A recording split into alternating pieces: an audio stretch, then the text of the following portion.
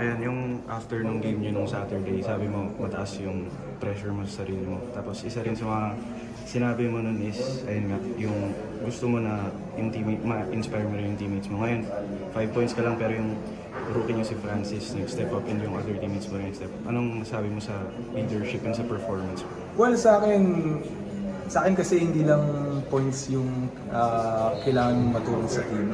Maybe yun yung nakikita ng mga fans, pero para sa akin, minsan kasi kailangan mo maging spacer, kailangan mo dumepensa, kailangan mo rebound. So, depende na rin kung ano yung babato sa'yo ng depensa. So, binato ng Ateneo, ng Lasal na medyo nakatako sa akin, kaya medyo nahirapan din ako kumuha ng bola. So, para sa akin, okay lang yun. Naging spacer ako, maraming nagawang create, marami na create yung mga teammates ko, and marami silang natutuwa ako kasi, alam mo yun, yung mga puntos na dapat sa akin, sila nakakuha. So, para sa akin, basta manalo, yun lang. Kahit anong maitulong ko, basta manalo. Ayun, tapos heading into game 2, syempre, you would obviously go for the kill na. How would you keep yourself and your teammates locked in, especially na mas malaki yung tambak nyo?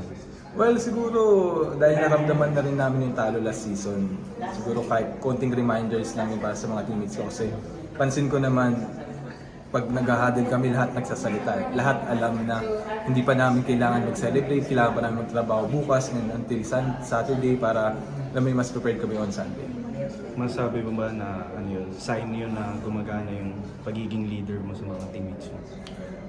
Sa akin oo, kasi syempre, alam mo yun, natutuwa ako na nakikinig sila sa akin and syempre nagiging leader din sila sa team. Kasi minsan, pag nagpapatawag ako ng huddle, hindi na ako nagsasalita, sila na lang. So, alam mo yun, each and everyone sa amin talagang makikita mo na leader na rin. CJ, a more personal question. One win ka na lang from leaving UAAP a champion. Siguro sa buong career mo, every time you made a mistake or every time you had a decision you regret, and medyo naging shaky din yung road into UP. Paano mo lang nire-remind yung sarili mo na hindi pwedeng matapos sa ganito, hindi ako pwedeng ma-overcome ng mga pagkakamali or choices mo? Well, siguro sa akin kasi part ng buhay yung mali eh.